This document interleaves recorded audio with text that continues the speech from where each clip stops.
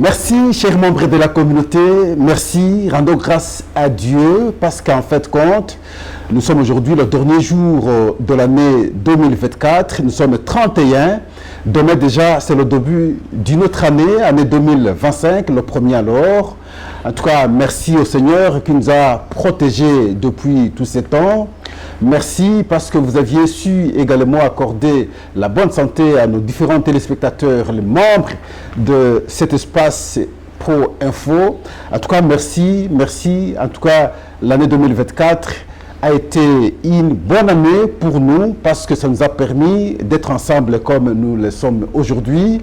L'année 2025 sera, nous estimons, encore meilleure par la grâce bien entendu du Seigneur, et chaque membre de la communauté aura la grâce, aura bonne vie, aura la prospérité, la longévité.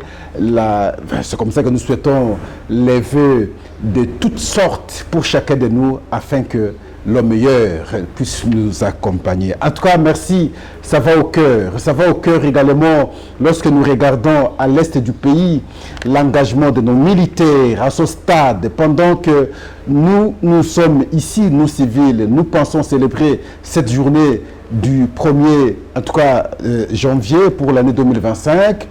Nombreux d'entre nous qui se sont engagés pour défendre le pays, ils sont à l'Est. En tout cas, nous devons prier pour eux, les accompagner dans nos prières, encore qu'ils font face à une agression, l'agression rwandaise sur notre pays. C'est prouvé, ce n'est plus à démontrer. Et donc, c'est à chacun de nous, partout où nous pouvons nous retrouver, nous devons savoir démontrer cela à la face du monde que nous sommes agressés. Mais l'apport de chacun est très, très important à pouvoir en tout cas apporter l'essentiel à la construction de ce défi que nous avons. En tout cas, merci.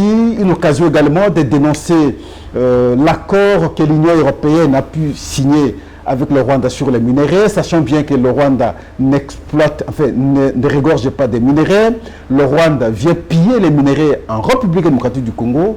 Et voilà, de cet accord, visiblement, le monde a compris que c'est un complot contre la République démocratique du Congo. Et voilà, lorsque nous parlons d'agression, nous ne faisons pas facilement au Rwanda, également à ces pays de l'Union européenne qui ont signé cet accord. Donc c'est tout un problème que nous avons face à ces pays. Et donc nous, Congolais, chacun doit bien réfléchir et comprendre le défi que nous avons aujourd'hui. En tout cas, merci beaucoup. Merci. Beaucoup d'années sont passées. 2024 passe comme d'autres années qui sont passées aussi. 2025 arrive. Maintenant, les défis. Que devons-nous faire pour 2025? Quel genre de comportement nous devons afficher? Quel genre d'engagement nous devons avoir? 2025, année de beaucoup de défis pour les Congolais. Pourquoi nous disons beaucoup de défis? Le cas guerre, en tout cas, il faudrait que l'année qui commence soit plus déterminante et que nous soyons à mesure de vaincre l'ennemi normalement. Et voilà. En tout cas, merci. Merci. Vous êtes plutôt des membres exceptionnels, membres de l'espace exceptionnel. Parce que vous savez, en tout cas, c'est ici que nous réfléchissons, c'est ici que nous parlons nation, ici on ne parle pas des inutiles. Vous avez compris cela depuis que nous avons commencé ensemble. Nous produisons des réflexions. Vous également, à travers vos réactions, chers membres de la communauté, vous êtes très pertinents et cela nous aide de temps en temps à pouvoir rebondir au prochain numéro et cela nous va droit au cœur. Nous vous remercions très, très sincèrement. Cette année a été marquée par beaucoup d'actualités. Nous avons eu la question de la diplomatie avec les échanges avec les deux ministres des Affaires étrangères sur la problématique de l'Est. Nous avons développé et nous avons, nous, à notre niveau, incombé la faute au ministre des Affaires étrangères, notre ministre des Affaires étrangères, lorsqu'elle avait accepté le désarmement de FDLR, que nous avons, nous, à notre niveau, estimé que les FDLR n'existait pas. Et là, nous avons motivé notre argument comme pour dire qu'elle avait mal compris la mission d'un 23 sur la RDC. Nous parlons mission parce qu'ils sont envoyés par le Rwanda. Et donc, les objectifs sont ailleurs. Nous avons toujours énuméré 4. Et chacun de nous connaît les 4 objectifs en question.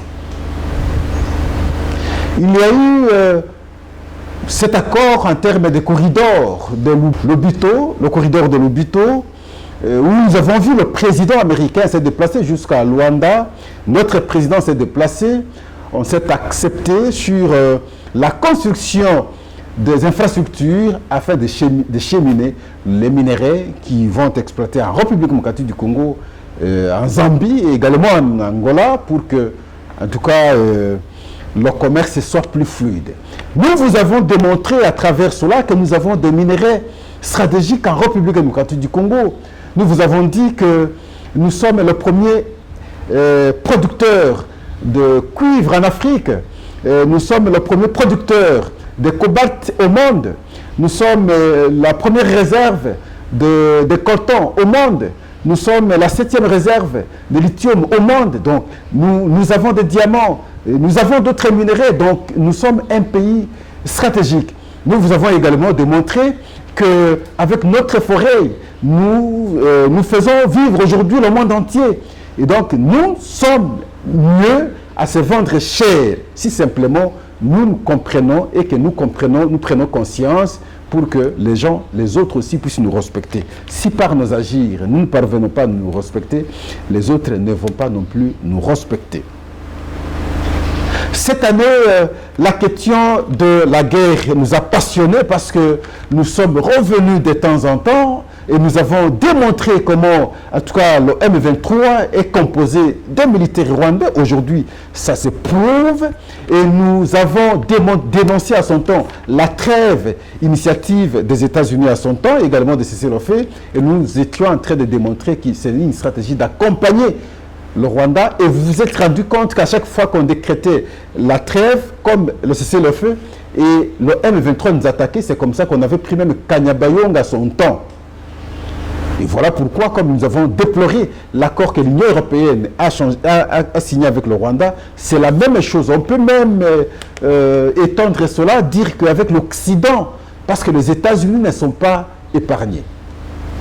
À travers ce plateau, nous vous avons démontré qu'avec les démocrates au pouvoir aux États-Unis, ils ont su travailler avec les Rwandais parce que les Rwandais ont su développer les lobbying et ces lobbying ont eu des contacts très faciles avec les démocrates. Et voilà, avant le départ des démocrates, il y a eu des objectifs, entre autres, ici, en tout cas, asseoir leur pouvoir dans une grande partie de la République démocratique du Congo. C'est comme ça que vous voyez aujourd'hui, ils se battent pour avoir Goma.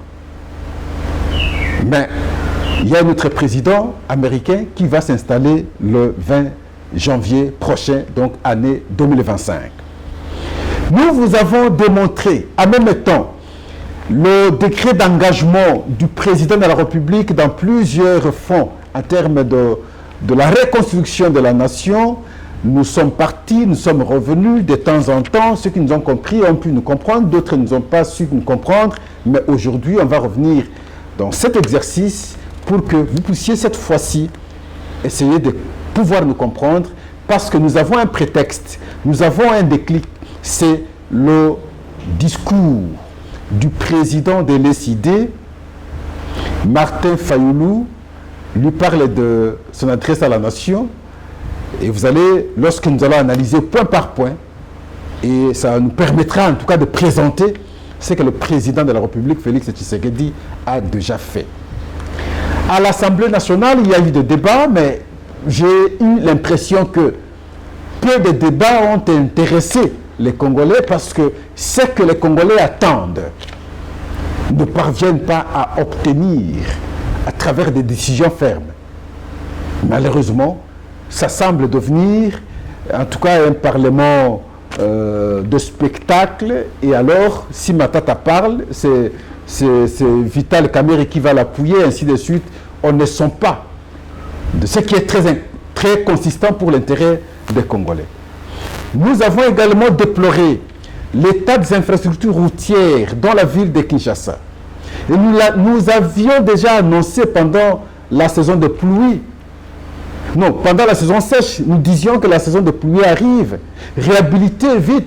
Et nous citions les artères. Nous citions souvent Kabambare, Itaga, Kasai, Kabinda et autant. Et nous disions que les trois communes, ici, Lingwala, Kinshasa, Barumbu portent le poids de tout Kinshasa. Il faut commencer par réhabiliter les avenues de ces communes parce que ce sont ces avenues qui font l'entrée de la ville. Mais malheureusement, ce cri à son temps pendant la saison sèche n'a pas été entendu. Lorsque nous sommes arrivés en saison de pluie, en tout cas c'est catastrophique. Et nous avons échangé avec vous cela et jusqu'à aujourd'hui, nous continuons à pousser. Et le responsable, nous avons en tout cas insisté, le responsable s'appelle l'actuel ministre des Infrastructures, en tout cas M. Guy Saro. Et aussi avec d'autres sociétés, en tout cas de construction, de réhabilitation, qui ne sont pas aussi accompagnées parce qu'ils attendent que les trous s'élargissent pour qu'on ait des grands travaux. Lorsqu'il y a des grands travaux, il y a des montants colossaux qu'on débourse et eux se retrouvent derrière ces montants-là. Nous avons dénoncé en tout cas cette pratique d'organiser les états généraux ici, états généraux là-bas, et on a compris en même temps que c'est une occasion aussi de sortir l'argent de la caisse de l'État, parce que là, on ne parlera pas de détournement, parce qu'on va justifier, on dira, ça a été en tout cas dépensé pour l'organisation des états généraux. Nous avons brossé beaucoup de dossiers, et je pense que vous avez été suffisamment éclairés pendant l'année 2024. Et l'année 2025 commence, et nous commençons, et nous clôturons plutôt l'année 2024 avec le discours d'un opposant, pas n'importe quel opposant, ici Martin Fayulu, que je respecte, que je salue ici. Il tient son point de vue en termes de discours. Je refuse de dire qu'il s'agit de l'état de la nation, parce que ne peut faire l'état de la nation que c'est lui qui a le pouvoir sur les institutions. Chaque institution vient avec son rapport sur l'exécution et sur ce qui n'a pas été exécuté. On apprécie et on présente cela à la nation à travers les deux chambres du Parlement. C'est comme ça qu'on parle l'adresse à la nation, à l'état de la nation. Mais lorsque on fait des critiques, comme nous le faisons de temps en temps, et qu'on informe à l'opinion, ça ne peut pas s'appeler état de la nation. Il s'agit d'une lecture politique d'un opposant face maintenant aux dirigeants en place.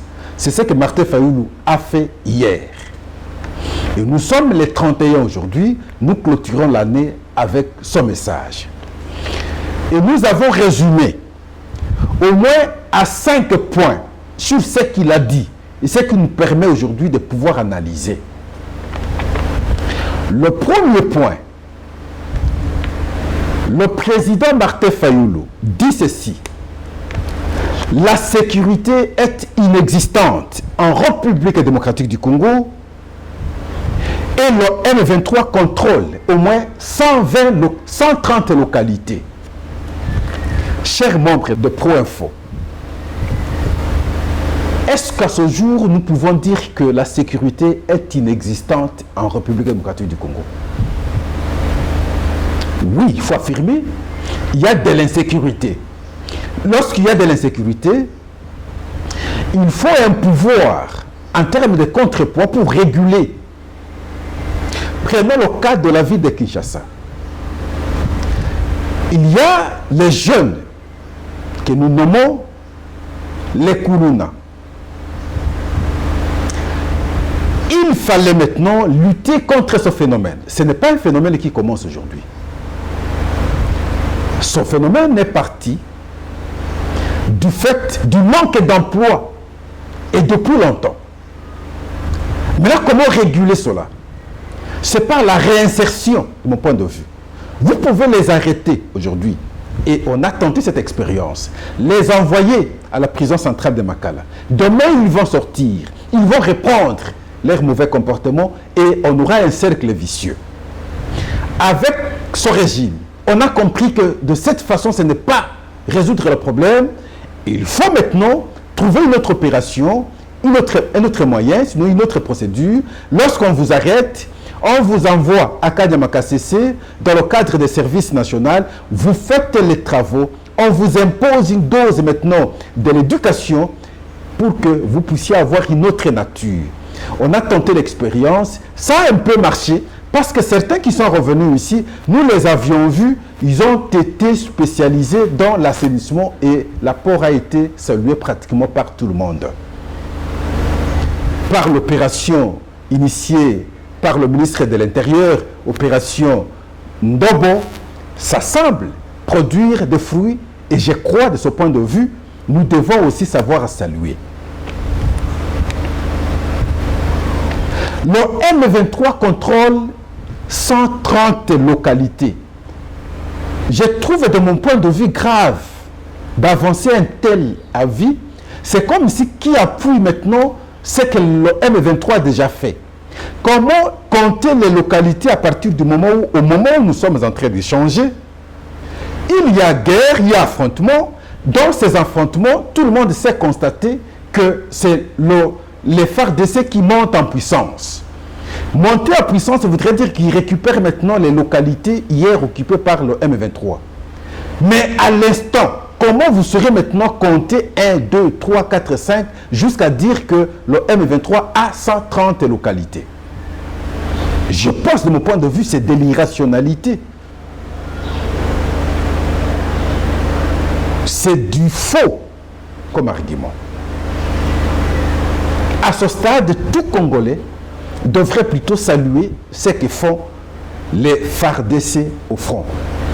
Et donc, affirmer ici que le M23 occupe 130 localités, je ne pense pas que c'est responsable pour un grand homme politique comme mon grand frère Martin Fayoulou.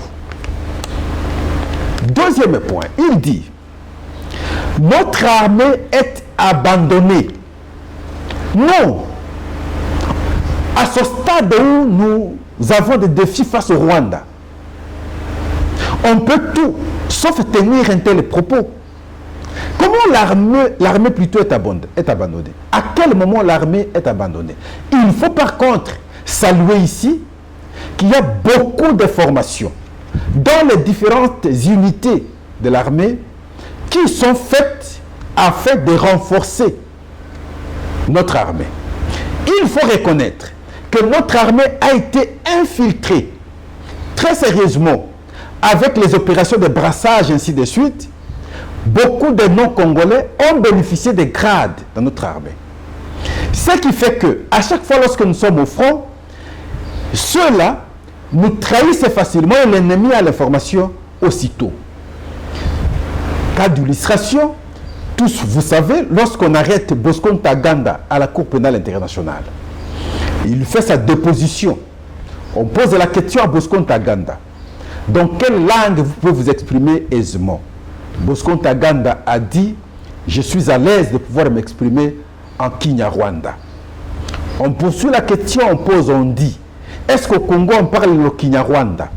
Bosco Ntaganda dit « Moi je ne suis pas congolais, je suis un Rwandais ». Et à la cour de dire « Mais si vous êtes un Rwandais, comment vous avez bénéficié des grades militaires en République démocratique du Congo jusqu'à devenir général ?» Il dit « Ce n'est pas à moi que vous devez poser cette question, posez la question au président de la République, à celui qui m'a donné ces grades. » Mais c'est tout dire. C'est tout dire. Et donc, dans notre armée, nous avons jusqu'ici beaucoup de non-congolais et principalement des Rwandais qui ont de hautes responsabilités. Et ce travail d'identification des éléments dangereux a été fait. Vous allez à Ndolo, vous allez trouver beaucoup de militaires arrêtés. Et parmi eux, la raison de leur arrestation, c'est la collaboration avec l'ennemi. Ils sont arrêtés. Il faut saluer les efforts aujourd'hui fournis au moment où je vous parle, chers membres de la communauté. Que ce soit la ration des militaires, que ce soit les équipements, que ce soit la tenue, arrive à temps réel et de façon complète aux militaires. Il y a quelques temps passés, on était en train de déplorer, on peut avoir une arme avec une munition incompatible. On peut vouloir faire ceci, on vous donne un ordre, et on vous désoriente, l'ennemi vous remplace. Il y a eu des perturbations constatées. Et il fallait beaucoup d'insistance à ce jour. Cela semble être un peu corrigé. Et la conséquence positive en cela, c'est qu'aujourd'hui, vous voyez que l'armée récupère les espaces occupés hier par le M23. Nous vous avons dit que les M23 qui insistent, et cela la volonté bien entendu de leur parrain qui est Paul Kagame, à pouvoir échanger directement avec le gouvernement congolais, le fait que le gouvernement congolais, à travers le président de la République, refuse d'échanger avec le M23, parce qu'on a parlé des échanges, de la rencontre de Luanda le 15 décembre dernier avec le chef de l'État, les deux chefs d'État, qui n'a pas eu lieu. Et voilà, le M23 a bien voulu offrir beaucoup de fonds, une façon de faire voir au monde que c'est avec moi que vous devez échanger et non avec le président rwandais qui est notre parrain. Malgré l'ouverture de ces fonds, et vous constatez que nos militaires font preuve d'une bonne formation reçue, avec conséquence, beaucoup de militaires rwandais capturés, beaucoup des effets militaires rwandais, en tout cas récupérés, et beaucoup d'espaces récupérés également. De ce point de vue, parce que l'armée n'est pas l'armée de Tshisekedi, l'armée est pour la République démocratique du Congo.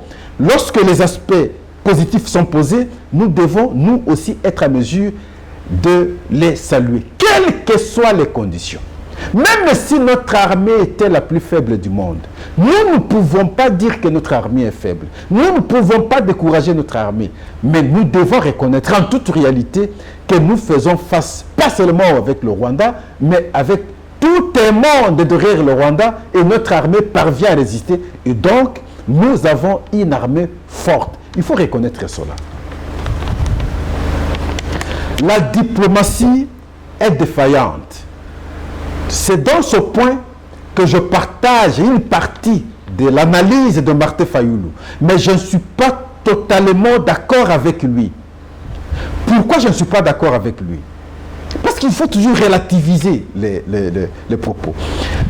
Le volet, par exemple, qui consiste jusqu'ici de démontrer à la face du monde que la République démocratique du Congo est agressée effectivement par le Rwanda, et que certaines instances, entre autres ici l'Union européenne, l'ONU, même les États-Unis, à un certain moment, ils émettaient les doutes à pouvoir affirmer que la RDC est agressée et l'agresseur c'est le Rwandais. Mais à ce jour, à travers les différents discours du président de la République, nulle part au monde, où il a su, à chaque discours, à chaque intervention, que ce soit au pays ou ailleurs, dire clairement que c'est Paul Kagame qui est le responsable. Paul Kagame l'assassin. Paul Kagame le dictateur. Paul Kagame ceci a pu finalement convaincre le monde entier à pouvoir comprendre effectivement ce qui se passe en République démocratique du Congo. En s'y intéressant, les gens ont compris qu'effectivement, c'est Paul Kagame qui est responsable. Et la preuve, il y a eu le rapport pondu par les experts des Nations Unies après qu'on ait entendu autant de dénonciations par le président congolais. Et ce rapport démontre effectivement que les militaires rwandais sont sur le sol congolais et cela s'appelle agression. Ce rapport est sur la table du président ou secrétaire général des Nations Unies. Sur ce volet, il faut savoir reconnaître que la diplomatie a marché et le monde entier aujourd'hui comprend que la RDC est agressée par le Rwanda. Le monde entier comprend que le M23 est composé majoritairement des Rwandais. Ça, c'est la diplomatie qui a marché. Là où ça n'a pas marché, c'est comme Pascal le dit chaque jour. C'est dans la lecture des faits par la ministre des Affaires étrangères. C'est négatif. C'est très négatif. Et je sollicite d'ailleurs, s'il y aura remaniement demain, il ne faudrait pas que la dame revienne. Non, elle doit partir. Elle a mal apprécié la question. Elle a mal lu la question. J'ai eu l'impression que c'est à peine qu'elle a été nommée ministre des Affaires étrangères qu'elle commençait maintenant à comprendre ce qui nous sépare du Rwanda. qu'elle commençait à comprendre les objectifs du M23, les objectifs poursuivis bien entendu, qu'elle soit à mesure de comprendre quelle relation est entre le Rwanda et le M23, qu'elle est à mesure de comprendre ça a été quoi l'AFDEL, de l'AFDEL, le RCD c'était quoi, le CNDP était quoi, le 23 était... Ils ne comprenaient pas. C'est aujourd'hui qu'elle commence à comprendre. Pour ça, je le dis, et je l'ai toujours dit, que la diplomatie du volet de la ministre des Affaires étrangères a failli totalement. Et c'est là où je dis, de temps en temps d'ailleurs, à une certaine période, à une certaine époque, il faut des guerriers, des gens qui savent dire les choses avec détermination, avec sérieux, avec pertinence, avec connaissance en même temps. Il ne faudrait pas qu'un Rwandais parle. Et de l'autre côté, on a des yeux doux d'une femme. Non, on n'a pas besoin de ça. Vous parlez avec agressivité, je parle avec agressivité, vous me regardez, je vous regarde et je vous parle, je vous présente les faits et vous ne saurez pas maintenant apporter une antithèse valable. Nous avons besoin de gens comme ça. Voilà pourquoi il faut tenir compte de ces paramètres lors des prochaines nominations. Le tribalisme, non, s'il vous plaît. Là aussi, je ne suis pas d'accord avec le président Martin Fayulu. Le tribalisme, les gens ont eu peur au début lorsque on a proclamé président Tshisekedi, président public.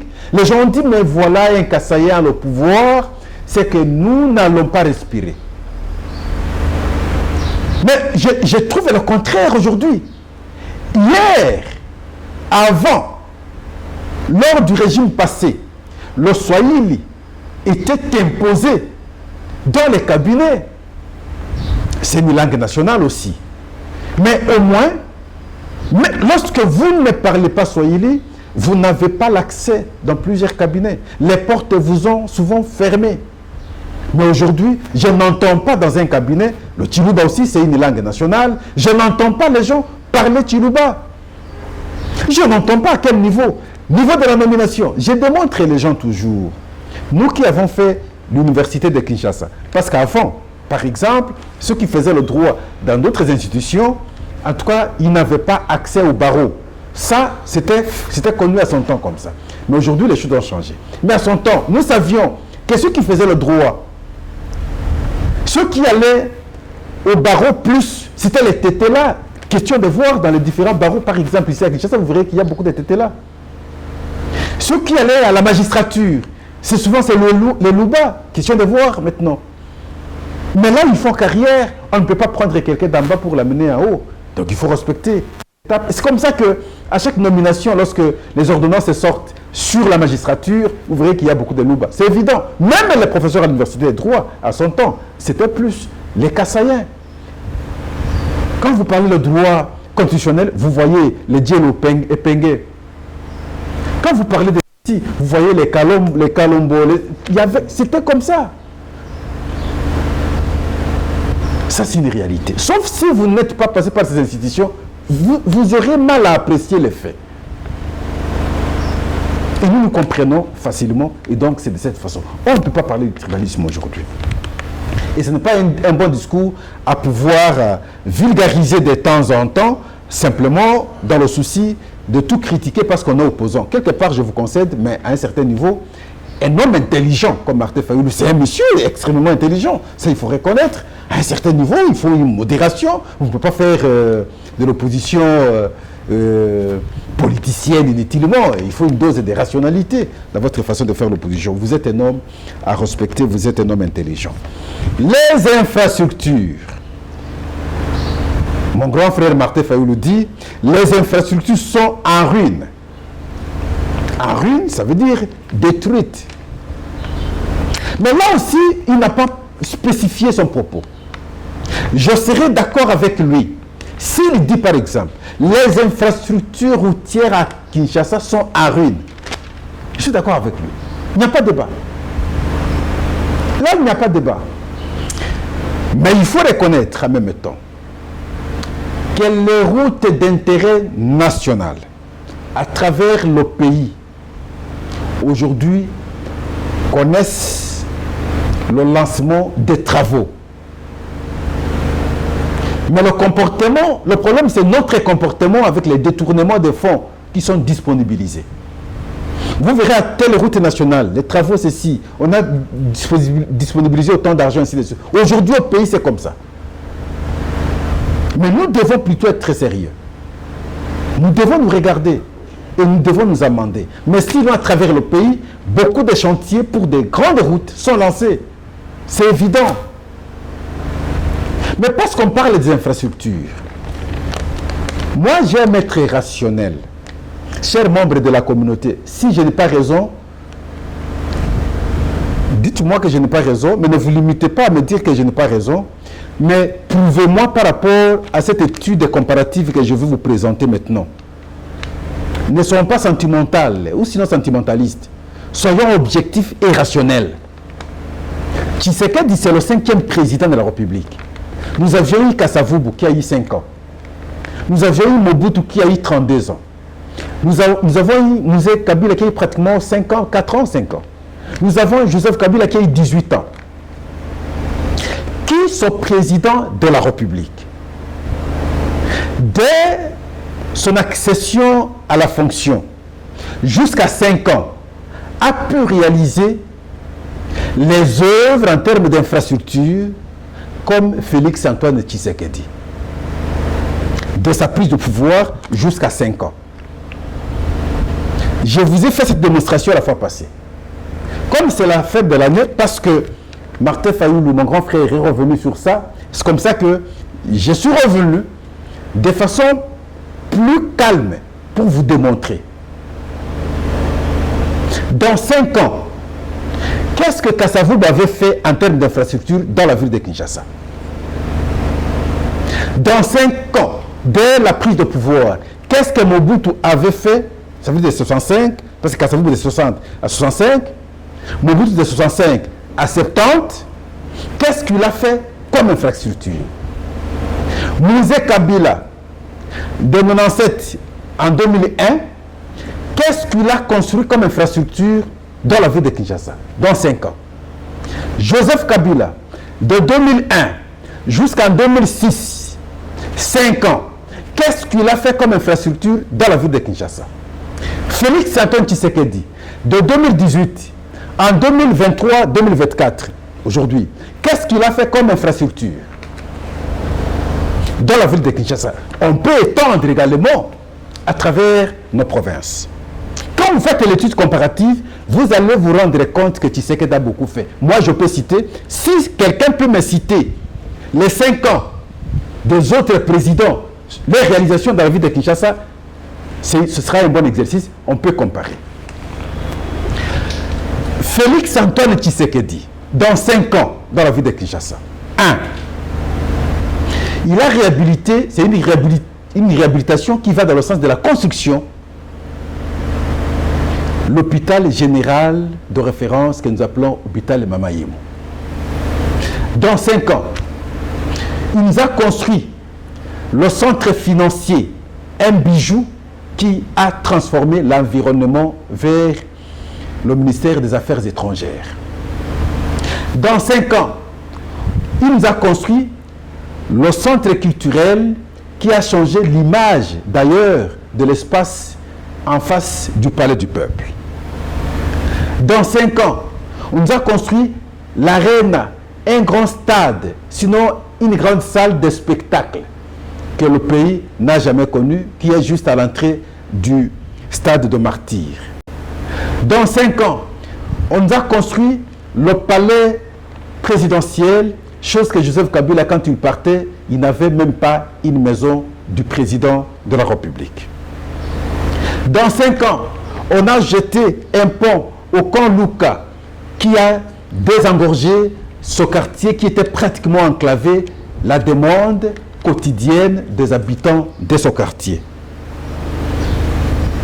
Dans ces 5 ans, je vous parle maintenant, la construction de l'aéroport, les travaux ont déjà commencé et maintenant, dans 3 ans, on aura l'aéroport. Dans 5 ans, On a construit une route qui a désengorgé autant des communes. Je parle ici de Lenguesa et vous avez vu comment les gens dansaient simplement parce que depuis des années, les enfants ne voyaient ni véhicule ni moto. Dans 5 ans, on a construit un grand bâtiment du ministère de la Défense, ici, à Kinshasa, au camp Kokolo. Je peux vous citer. Ça, c'est à Kinshasa. Maintenant, essayez de comparer. S'il y a un président dans le passé, de sa prise de pouvoir jusqu'à 5 ans, a pu réaliser ce que Tshisekedi a fait. Mais ce que Tshisekedi a fait n'est pas visible. Sincèrement, il faut savoir le dire. C'est simplement parce que les routes ne suivent pas. Il n'y a pas de route à Kinshasa. Tout est délabré. Regardez la mauvaise volonté. Question de voir la place de la gare centrale. Il y avait des trous qui ont fait pratiquement plus de 2 ans. Les véhicules ne passaient pas. Parce qu'on veut ouvrir la place de la gare centrale, il y a une grande roue, les gens iront, mais on a asphalté, 2 jours après c'est fini, c'est fluide maintenant. Et c'est comme ça que je dis, il y a quelque part une dose de la mauvaise volonté par les collaborateurs. Et à l'intérieur du pays, s'il vous plaît, une fois de plus, comparons avec les autres présidents dans 5 ans, de leur prise de pouvoir jusqu'à 5 ans. Qu'est-ce qu'ils ont réalisé? Dans chaque territoire, dans chaque province. Qu'est-ce que Kasavubu dans 5 ans, dans ces provinces, il avait fait? Qu'est-ce que Mobutu dans 5 ans, dans ces différentes provinces, qu'est-ce qu'il avait fait? Qu'est-ce que Mouzé Kabila dans 5 ans, dans ces différentes provinces, il avait fait? Qu'est-ce que Kabila dans 5 ans, il a fait? Chaque fois, je vous rappelle, je pars de la prise du pouvoir jusqu'à 5 ans. Mais Félix Antoine Tshisekedi, à travers le projet, par exemple, de 145 territoires, vous pouvez tout dire. Vous allez dans votre territoire, vous trouverez des écoles, vous trouverez des centres de santé, vous trouverez parfois, comme à Puerto par exemple, un grand bâtiment administratif dans l'espace où on appelait à son temps zone. Mais on n'en avait pas. L'État ne construisait pas des écoles. L'État ne construisait pas des centres de santé. Moi, né à l'intérieur et grandi, je n'ai jamais vu. Je n'avais jamais vu une école construite par l'État. Je n'avais jamais vu un bon centre de santé, un hôpital construit par l'État. Au contraire, les bâtiments administratifs étaient délabrés pratiquement. Je n'avais jamais entendu une initiative de la construction des bâtiments administratifs. Mais c'est ce qui est fait. Même si ce n'est pas encore parfait, mais c'est fait et c'est visible. Partout vous allez trouver ça. Mais on ne sait pas vendre ça. La responsabilité, c'est au service de la communication du chef de l'État. On ne sait pas communiquer. J'ai dit autant de fois, qui compose cette cellule? Des gens qui l'opinion ne les connaît pas comme journalistes ou acteurs dans le débat sur les questions d'actualité, les questions politiques. Ce sont ces gens qui se retrouvent là. Quelqu'un qui, peut-être parce qu'il a eu à présenter une émission sur une chaîne internationale, allez, il est là-bas. Est-ce qu'il comprend les réalités politiques de notre pays? Est-ce qu'il comprend le langage politique? Zéro. Et il va sélectionner des gens, bon, je ne sais pas de quelle presse, que l'opinion ne connaît même pas et même ont du mal à pouvoir comprendre le langage politique. Et la conséquence, aucune communication. Tout ce qui est fait, comme je dis là, n'est pas connu par le grand public. N'y a-t-il pas moyen de refaire les choses? Nous sommes en 2025. Je crois qu'il y a moyen de refaire les choses. J'arrive hier, pas longtemps qu'hier. J'ai observé les travaux qui sont en train d'être faits pour jeter le pont sur la rivière Ndjili, pour la route Kulumba de Massina. Et le pont est en train d'être monté pour le jeter sur la rivière Ndjili, afin qu'on relie maintenant Tchango et Limité par cette route-là. C'est une exception. Donc, on n'a jamais connu ça dans le passé. Il faut savoir encourager lorsqu'il y a évolution des choses au pays. À ce jour, de cette façon, il faut dire en tout cas merci. Et voilà, nous sommes à la fin de notre émission, la dernière pour l'année 2024. Vous aviez compris, nous sommes partis de rappel de ce que nous avions fait ou nous avons su dire dans le passé. Et nous avons essayé de vous montrer ce qui est fait aujourd'hui par le président de la République et que les gens ont une autre lecture du fait simplement que la communication n'est pas bien faite. Il a fallu insister. Et vous aviez eu une belle nouvelle en même temps ici lorsque je vous ai dit que les travaux de l'aéroport, et j'ai oublié même l'autre route qu'on construit de Mboudi jusqu'à l'aéroport. La route est là, on appelle quoi? Les travaux avancent, la rocade. Les travaux avancent comme pas possible. Mais c'est extraordinaire. S'il vous plaît, chers membres, c'est extraordinaire. Et donc, je vous ai informé ici que les travaux de l'aéroport ont commencé. Ils vont prendre au moins 3 ans. Espérons que nous serons sérieux. Et cette fois-là, on pourra avoir un aéroport moderne. Mais Tshisekedi également, à travers le pays, a construit des aéroports. Chose qu'on n'a jamais connue dans le passé, s'il vous plaît. Kisangani a un aéroport moderne, on n'a jamais connu. Kolwezi a un aéroport moderne, on n'a jamais connu dans le passé. Kinshasa maintenant, les travaux ont commencé. Parce que j'insistais toujours que nous méritons avoir un bon aéroport parce que c'est la tribune. Quand quelqu'un arrive, vient au Congo, passe par là d'abord. Si on affiche une mauvaise image, la personne ne va pas nous considérer. Je suis l'homme le plus heureux que je constate que les travaux commencent. On a annoncé cela depuis longtemps. Depuis Joseph Kabila, les travaux n'avaient jamais commencé. Aujourd'hui, les travaux commencent. On a avancé l'échéance de 3 ans. Je dis Dieu merci. Merci pourvu qu'on atteigne l'objectif, celui d'avoir un bon aéroport pour ce grand Congo tant convoité. Mais malheureusement, ces fils qui semblent être inconscients, jamais comprendre que nous sommes dans un bon élan qu'il faut consolider. L'année 2024, au revoir. Au revoir, définitivement. 2025, bienvenue pour notre bonheur. Bonheur de tous les membres de la communauté. En tout cas, merci beaucoup. Ça nous va au cœur. On sera toujours ensemble, serons toujours plus nombreux.